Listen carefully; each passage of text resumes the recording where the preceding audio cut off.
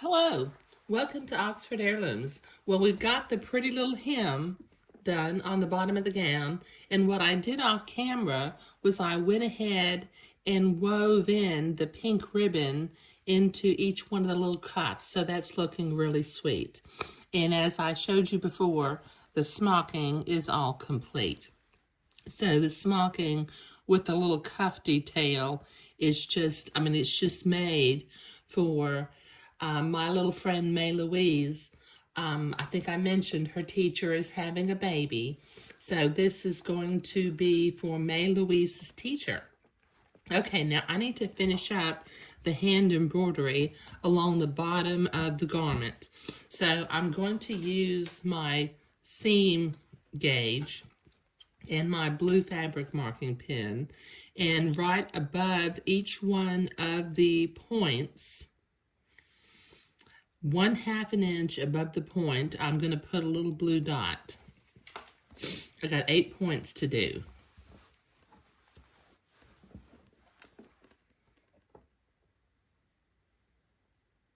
That's 2. We're going to embroider on the seams also, so go ahead and put a dot at the point at the seam.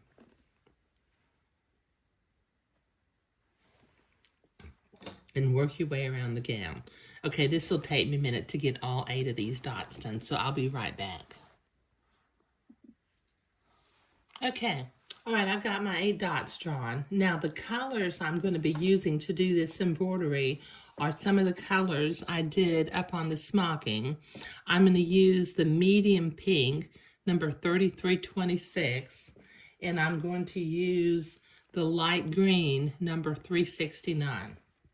Okay, now I have a little 3-inch springform embroidery hoop, which is just perfect for doing tiny detail work like this. Okay, now I have 2 needles loaded up with floss. I've got one loaded with pink floss and one loaded with green floss. And this just prevents me from having to stop and undo my needle and start again. Okay, now I'm going to come in from the back about 1/8 of an inch to the left of my little blue dot. Then I'm going to go back in at the blue dot, because what I'm going to do here is I'm going to create a little 6-flower petalette.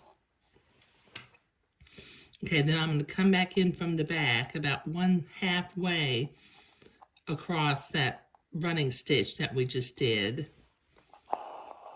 and go to about 1/16 of an inch to the right of the little blue dot. Come back in at the blue dot again,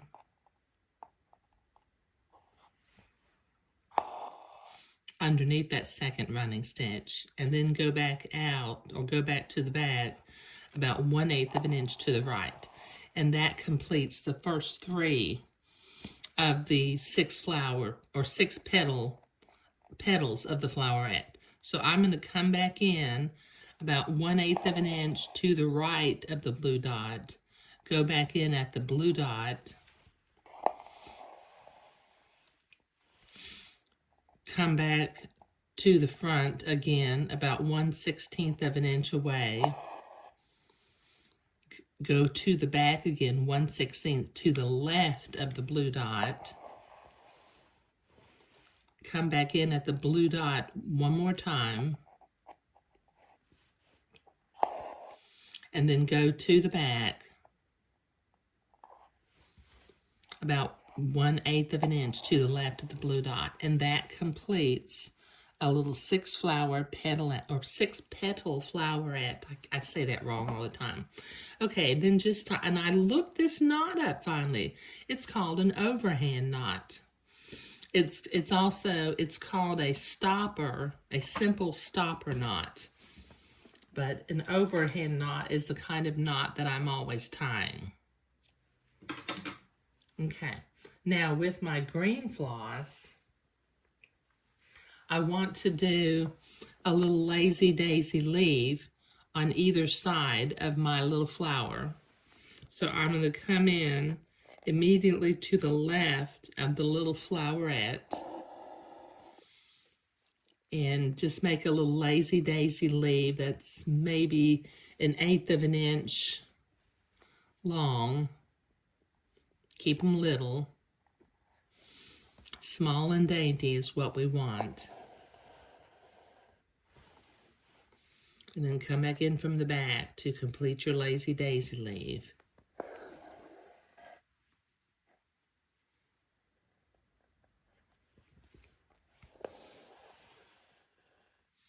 Okay, and then tie that one off with an overhand knot, or a simple stopper knot that it's called, whichever you want to call it. But it's just, I've always considered it to be a simple knot. So I was glad it was considered to be a simple stopper knot. I'm going to tie another knot in my thread so that I can embroider the second little lazy daisy leaf to the right of the flowerette. Okay, so I've got one little lazy daisy leaf, so I'm going to come in on the right side and do the same thing again. Just do a tiny little, well, not real tiny, about 1/8 of an inch, a little lazy daisy leaf.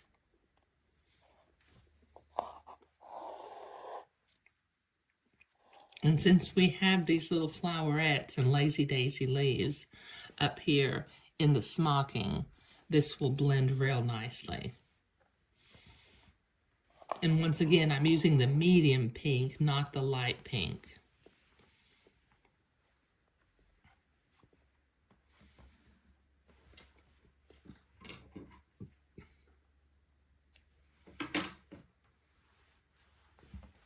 Okay, that looks real sweet. Now when I take I'll have to iron this because the springform embroidery hoop does make a little bit of a ring around the flowerette, but isn't that just sweet? Now I've got 7 more of these to do because I've got 8 points along the gown, so this will take me a few minutes to get this done. Okay, I've got all 8 of my little flowerettes embroidered, and that is looking just super sweet. I love doing a dainty, pretty hem on day gowns because when they take the newborn photos, oftentimes, you know, they'll take a little picture of the baby's feet, and it just makes such a lovely photo to see the dainty hemline and the precious little feet. Okay, now one last thing that I need to do on the back. Okay, now to the right of the center back seam, I'm going to put my 2 points together of my scallop, and then using my fabric marking pen and my seam gauge, I'm going to measure 1/2 inch up from the center of the bottom of the scallop. Okay, so I've got a little blue mark right here in the center. Okay, now I'm going to embroider the coming baby's initials on this particular day gown right there at the center. So what I have done was just using my printer from my computer. I have printed the baby's initials just using a fancy script with my Word document, and I'm going to put that behind the batiste, kind of center it. Now using my friction erasable pen, I'm going to trace these pretty script letters.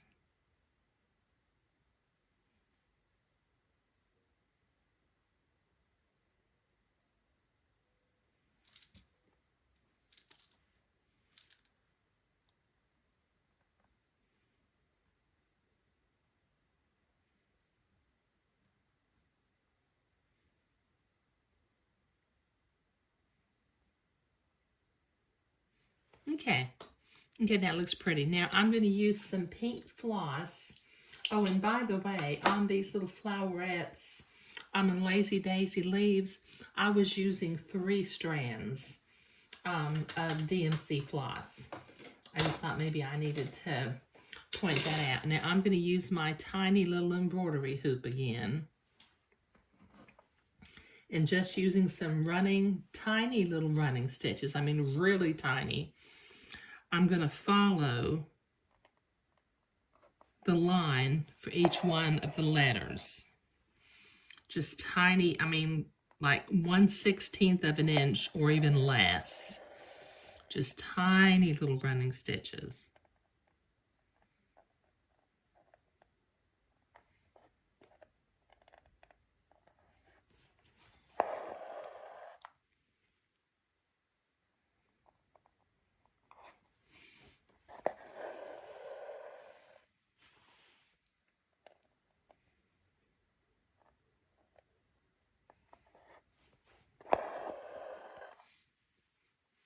This way, if there's ever another baby that wears this gown, you know, there's another scallop on the other side where we could add some more monogram letters.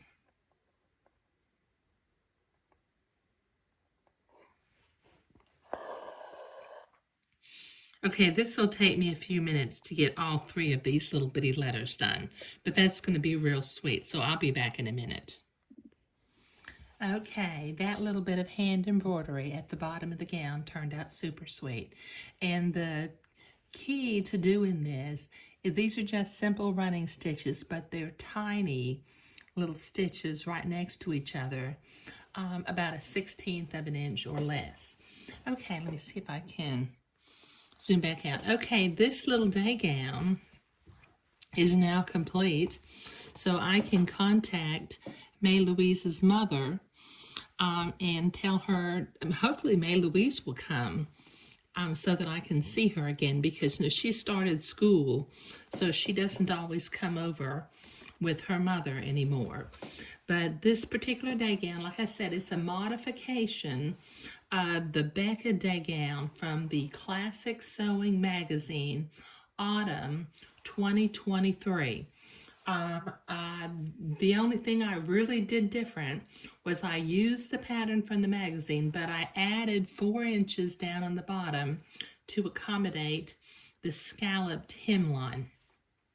I did do, the cuff in the day gown in the magazine doesn't have a beading and ribbon edge, but I mean, it easily could. I mean, it's a very, very easy to modify pattern.